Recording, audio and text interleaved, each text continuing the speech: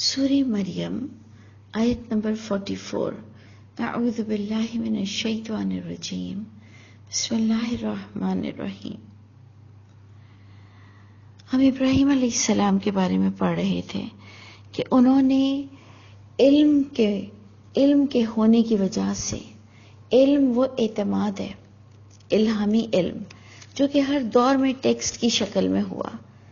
ہم نے آپ کو پچھلے آڈیو میں جو کہ سورہ کہف کی بالکل آخری آیتیں تھیں کہ اللہ کی تعریف اتنی ہے، اللہ کی شان اتنی ہے کہ اگر سمندر بھی سیاہی بن جائے اور اسے لکھنے لگ جائیں تو اللہ کی بڑائی، اللہ کی کلمات، اللہ کی بات، اللہ کے انعام ہم لکھ کر بھی ختم نہیں کر سکتے، جبکہ دوسرا سمندر انک بن کر آ جائے. تو اللہ تعالیٰ کی شان بہت اعلیٰ ہے، اور اسے ٹیکسٹ جو الہامی کتاب کو ہر دور میں اللہ نے سیکیور کیا، اللہ نے ہر دور میں اس کی حفاظت کی، اور اس سے آنے والے نبی نے اس کتاب کو دوبارہ کھلوایا. یعنی یہ ہر دور میں ہوتا چلا آیا کہ نیا نبی آیا اور اس نے وہ باتیں کی جو پچھلی کتابوں میں درج تھیں. یہی کام ابراہیم علیہ السلام نے بھی کیا. اور پھر اب وہ اپنے باپ کو ایک اور بات کیا کہتے ہیں؟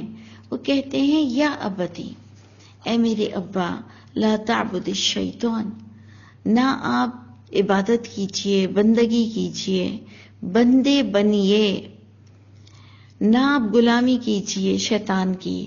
ان الشیطان کان للرحمن عصیا، بے شک جو شیطان ہے وہ ہے رحمان کے لیے نافرمانی کرنے والا.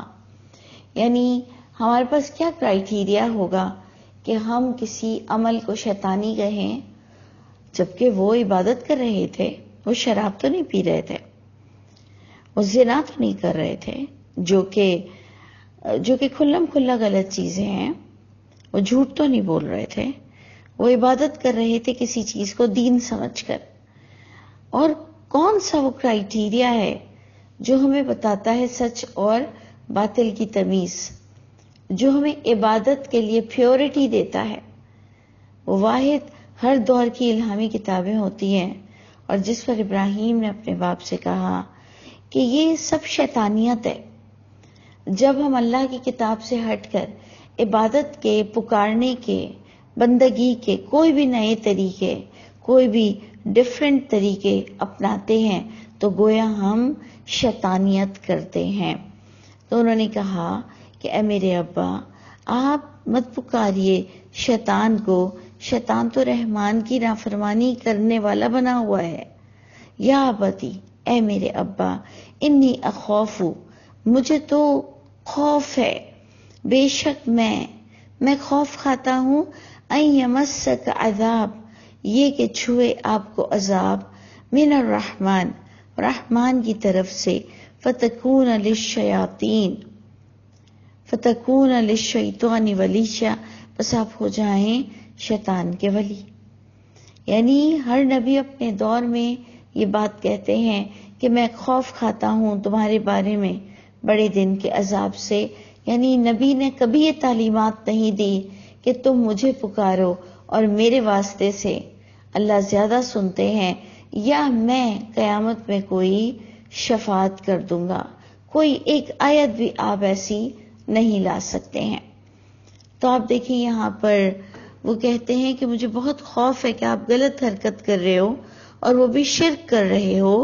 تو اور یہ شیطانیت سے انہوں نے تعبیر کیا. قال، اس پر ان کا باپ جواب دیتا ہے اور کہتا ہے کہ اراغب انت، کہ کیا آپ بے رغبتی کر رہے ہو؟ آپ یعنی باپ ابراہیم سے کہتے ہیں کہ کیا آپ پھر گئے ہو آپ عن آلہتی، میرے معبودوں سے؟ یا ابراہیم، اے ابراہیم، لئن لم تنتہی، البتہ اگر نہیں آپ باز آئے، لأرجمنک، البتہ میں رجم کر دوں گا آپ کو، یعنی میں پتھر سے آپ کو مار مار کر ہلاک کر دوں گا، سنسار کر دوں گا۔ وَاهْجُرْنِی، اور ہجرت کر دو، ہجرت کرو میرے ساتھ، یعنی چھوڑ دو مجھے۔ ہجرت کرنا چھوڑنے کو کہتے ہیں۔ انہوں نے کہا مجھے چھوڑ دو، ملیشا، ہمیشہ کے لیے۔ یعنی آپ دیکھیں ایک ایک لفظ بڑا قیمتی ہے کہ میرے معبودوں سے آپ بے رغبتی کر رہے ہو اے ابراہیم۔ یعنی انہوں نے اس بات کا جواب الہامی کتاب سے نہیں دیا کہ جی الہامی کتاب میں تو یہ لکھا ہوا ہے کہ بتوں کی پوجا جائز ہے اور یہی بزرگوں کا طریقہ ہے۔ انہوں نے ایسی بات نہیں کی۔ انہوں نے کہا آپ میرے دین سے بے رغبتی کر رہے ہو۔ انہوں نے دین کا کوئی حوالہ پچھلی کتاب سے نہیں دیا ابراہیم کی طرح۔ ابراہیم علیہ السلام نے علم کی دلیل دی اور انہوں نے علم کی دلیل نہیں دی، بلکہ آپ دوسری قرآن کی آیتوں میں دیکھیں گے کہ ان کے پاس دلیل یہ تھی کہ ان کے پاس کوئی جواب نہیں تھا اور انہوں نے کہا کہ ہم نے اسے کرتا ہوا اپنے بزرگوں میں، اپنے بڑوں میں پایا ہے۔ یعنی ابراہیم علم پر بات کر رہے ہیں۔ ابراہیم علیہ السلام کے پاس علم بنیاد دلیل ہے اور وہ باپ اور قوم کے پاس بزرگوں کی اطاعت دلیل کے طور پر ہے۔ اسی سے ہی آپ کو اور مجھ کو عقل حاصل کر لینی چاہیے کہ جو علماء قرآن سے کوئی بات نہیں بتا سکتے ہیں اور جو علماء قرآن کے علاوہ کوئی باتیں بڑی تیز تیز لہجوں میں اور بڑے باروب انداز میں کرتے ہیں، لیکن ان کے پاس اللہ کی کتاب سے بات کی کوئی دلیل نہیں، تو اسے نہیں مانا جائے گا۔ اگر اللہ چاہتے تو ہمیں یہ کنورزیشن کبھی نہ بتاتے اور ہم اس طرح سے بات کو نہیں سمجھ سکتے، جس کو ہم کہتے ہیں کہ جی کس طرح سے برین واش کیا جاتا ہے۔ یہ اللہ ہمارا برین واش کر رہے ہیں کہ بزرگوں، والدین، ان کی باتوں کو اس وقت نہیں مانا جائے گا جب وہ کتاب کی دلیل سے بات نہیں کریں گے، جب وہ اللہ کی کتاب کی دلیل سے بات نہیں کریں گے، ان کی بات کو نہیں مانا جائے گا۔ اور جب باپ نے کہا کہ آپ مجھے ہمیشہ کے لیے چھوڑ دو، نہیں تو میں آپ کو سنسار کر دوں گا، اس پر وہ کہتے ہیں سلام علیکا، کہ سلام ہو آپ پر، ساستغفر لک، جلد میں بخشش مانگوں گا آپ کے لیے میرے رب سے، انہ کان بی حفیہ، بے شک وہ اللہ ہیں میرے ساتھ بڑے ہی مہربان۔ اب اگر آپ غور کریں تو اللہ نے ان پر سب سے بڑی مہربانی ابراہیم پر کیا کی کہ اللہ نے انہیں اللہ کی کتاب کا علم سکھا دیا۔ تو جسے اللہ کی کتاب کا ڈائریکٹ علم آ جائے، جو کہ الہامی کتاب قرآن میں آج شکل میں موجود ہے، وہ اللہ کی سب سے بڑی مہربانی، سب سے بڑی عطا ہوگی اس شخص کے لیے اگر وہ سمجھے تو۔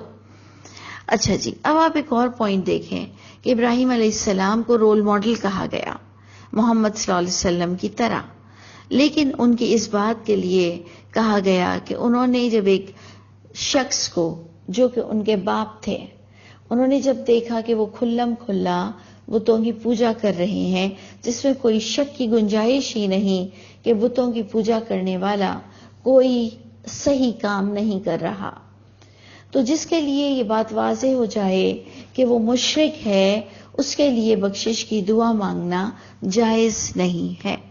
بخشش کی، اس کو اللہ سیدھا راستہ دکھا دیجئے، اس کے لیے کوشش کرنا، اس کے لیے اپنی قیمتی وقت کو، جان کو، مال کو پیش کرنا کوئی گناہ نہیں، لیکن ایک شخص کے لیے جب شرک واضح ہو جائے، کسی کے لیے، چاہے کوئی بتوں کی پوجا کر رہا ہو، چاہے کوئی اللہ کی اولاد بنا رہا ہو، یا چاہے کوئی ہماری طرح نام کا تو مسلمان ہو لیکن قوالیوں میں اس قدر شرک، نعتوں میں اس قدر شرک، تو آپ دیکھیں کہ سب کے ایک سٹیٹس ہے، سب لوگوں کے کوئی نہ کوئی سٹیٹس ہے، تو ہمیں شرک سے بچنا چاہیے، ہمیں ہر طرح کے شرک سے بچنا چاہیے۔ تو ابراہیم علیہ السلام کو رول ماڈل کہا گیا، لیکن کہا گیا کہ انہوں نے جو ایک مشرک شخص کے لیے جو کہ ان کے باپ تھے، ان کے لیے جو بخشش مانگی، وہ چیز کو تم ایڈاپٹ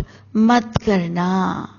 وہ ابراہیم علیہ السلام کو بھی اس بات کی پھر تلقین کی گئی کہ اے ابراہیم، آپ اب نیکسٹ ٹائم اپنے باپ کی بخشش کی بات نہیں کریں گے۔ تو باقاعدہ آپ دیکھیں کہ نبی بھی اللہ کے زاویوں اور اصولوں کے پابند ہوتے ہیں، اور انہوں نے کہا کہ جلد میں بخشش مانگوں گا آپ کے لیے میرے رب سے، انہ کان بی حفیہ، اور وہ اللہ مجھ پر بڑے ہی مہربان ہے۔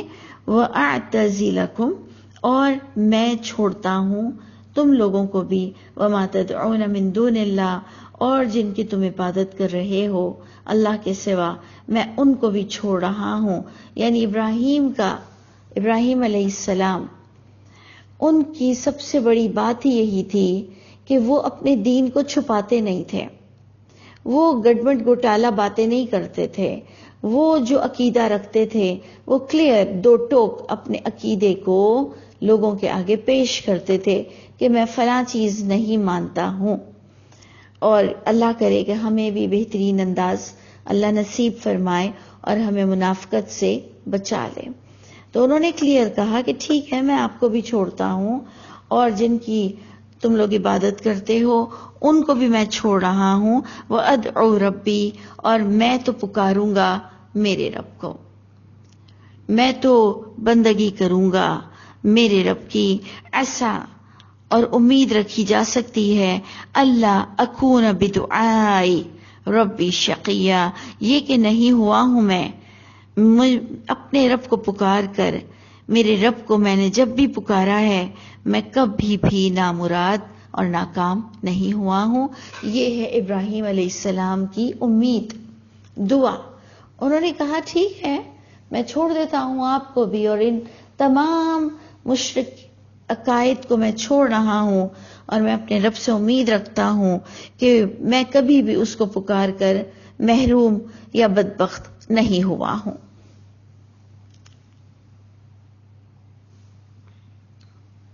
اور اب آگے بتایا جا رہا ہے کہ فَلَمَّا اعْتَزَلَهُمْ، پس جب وہ علیحدہ ہو گئے ان سے، ان قوم والوں سے، وَمَا يَعْبُدُونَ مِن دُونِ اللَّهِ، اور جو عبادت کر رہے تھے لوگ اللہ کے سوا، جن بتوں کی پوجا سے، جب وہ ان چیزوں سے علیحدہ ہو گئے، وَهَبْنَا لَهُ اسحاق، اور عطا کیا ہم نے اس ابراہیم کو اسحاق، ویعقوب، اور یعقوب، دونوں نون ہیں نبی کی حیثیت سے قرآن میں۔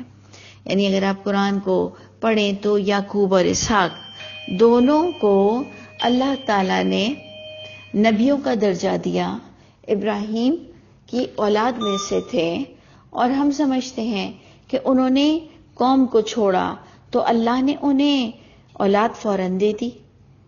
اگر آپ قرآن کو اسٹڈی کریں تو آپ کو پتہ چلتا ہے کہ ابراہیم علیہ السلام کو بڑھاپے میں اللہ نے اولاد عطا فرمائی ہے، بڑھاپے میں۔ سوچئے کہ بڑی گہری بات ہے کہ جس چیز کو انہوں نے چھوڑا، تو کبھی کبھار تو ہم دیکھتے ہیں کہ جو چیز ہم اللہ کے لیے چھوڑتے ہیں اللہ وہ ہمیں فوراً عطا فرما دیتے ہیں، یعنی ایک پازیٹیوٹی کے ساتھ۔ لیکن ابراہیم نے اپنے باپ اور اپنی قوم کو چھوڑا، جو کہ آسان بات نہیں ہے۔ آپ اور میں تو بہت آسانی سے ایک ہی پیج پر پڑھ لیتے ہیں کہ جی انہوں نے اپنے باپ کو سمجھایا، انہوں نے اپنی قوم کو سمجھایا، اور پھر قوم اور باپ نے کہا کہ جی آپ یہاں سے جائیے نہیں تو ہم آپ کو مار دیں گے۔ پھر ایک ہی پیج پر ہم پڑھتے ہیں کہ جناب وہ چلے بھی گئے۔ پھر ہم ایک ہی پیج پر پڑھتے ہیں کہ یہاں انہوں نے اپنے قوم کو چھوڑا اور یہاں انہیں اللہ نے اسحاق اور یعقوب سے نواز دیا۔ لیکن جب ہم اس کا گہرا مطالعہ، جب ہم اس کو اللہ کی کتاب سے دیکھتے ہیں تو انہوں نے طرح طرح سے اپنی قوم کو عقل پر بلایا، بہت طریقے اپنائے۔ پھر جب ان کی جان کے لالے پڑ گئے، پھر انہیں آگ میں جب ڈالا جا رہا تھا، پھر جب ان کی جان کو بچانا تھا، تب وہ اپنے باپ کو چھوڑ کر گئے۔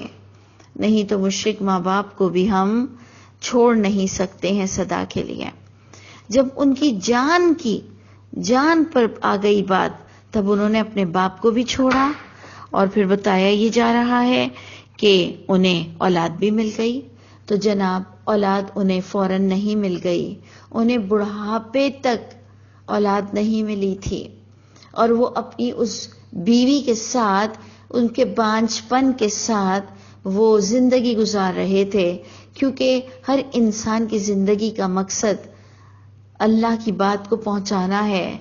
یہ اچھی بات ہے، یہ الگ بات ہے کہ انسان پرائرٹی دیتا ہے اپنی اولاد کو پہلے، اور چاہتا بھی ہے کہ میرا یہ دین کا کام میرے گھر سے نکلے، میرے گھر سے شروع ہو، میری اولاد نیک ہو.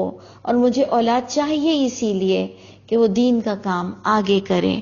لیکن اس سے پتہ چلتا ہے کہ بے اولاد ہونا بھی کوئی بڑی بات نہیں ہے اگر آپ کا مقصد آپ کی جگہ برقرار ہو.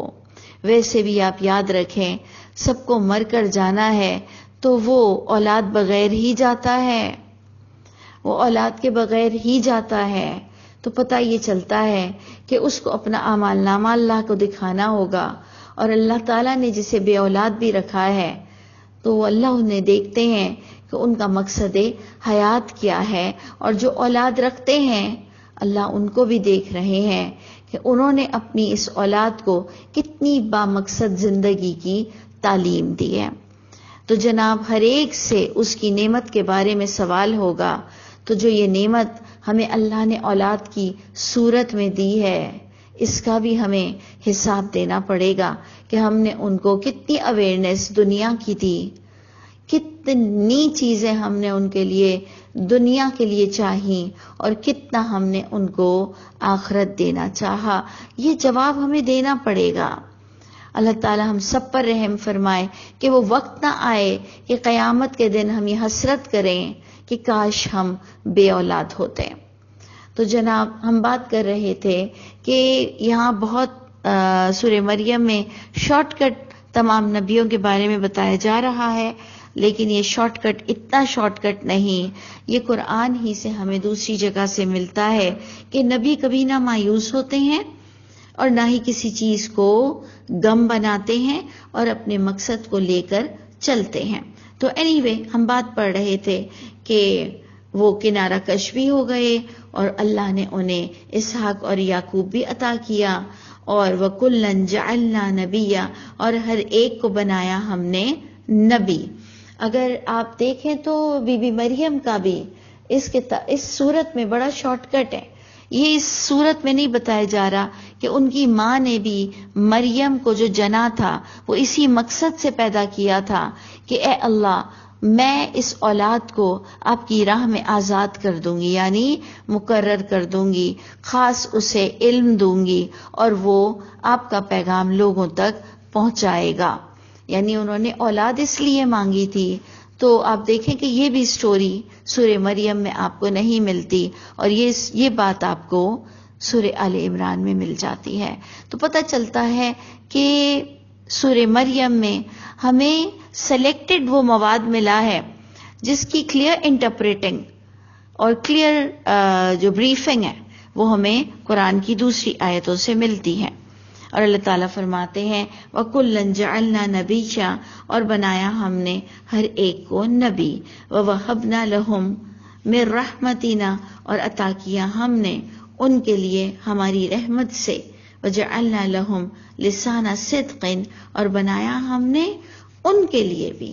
یعنی اب شارٹ کٹ میں اسحاق اور یعقوب کا انٹروڈکشن کرایا جا رہا ہے کہ ہم نے انہیں بھی ہماری رحمتوں سے نوازا تھا، یعنی انہیں بھی دین عطا کیا تھا، اور ہم نے ان کے لیے بھی ان کا جو ذکر خیر بنایا تھا. یعنی جیسے ابراہیم کی عزت ہے ایسے ہی ان کے بیٹوں کی بھی عزت آج تک ہر قوم کرتی ہے. آپ دیکھیں کہ اگر آپ ہندوازم میں دیکھ لیں تو وہ ابراہیم کو ضرور مانتی ہے، چاہے وہ کسی اور شکل میں آ جائے، نام کچھ اور کر لیں، لیکن ہندوازم جو کہ مشرکین مکہ وہ بھی اس وقت ابراہیم کے فالوورز تھے. اور پھر اس زمانے کی دو بڑی جماعتیں جو عیسیٰ علیہ السلام اور موسیٰ علیہ السلام کی فالوورز تھیں، وہ بھی اگر غور کیا جائے تو اولاد یعقوب سے ان کو کنسیڈر کیا جاتا ہے. تو چاہے اولاد یعقوب میں اسماعیل ہو، اسحاق ہو، یعقوب ہوں، ہیں سب کے سب ابراہیم ہی کی اولاد میں سے. تو جناب ادھر بتایا ہی جا رہا ہے کہ اللہ تعالیٰ نے انہیں بھی اپنی رحمت سے نوازا، اور ان کا بھی جو ذکر خیر اللہ نے سدا لوگوں کی زبان پر جاری رکھا. اب انشاءاللہ ہم آگے موسیٰ علیہ السلام کے بارے میں سورہ مریم میں پڑھیں گے، اور آپ دیکھیں گے کہ ابراہیم کی بھی بات کس حد تک اللہ نے شارٹ کٹ میں کی، اور اس کے اندر مجھ کو اور آپ کو کیا پہلو نظر آئے گا جو ہم سورہ مریم کے ٹاپک سے جوائن کریں گے.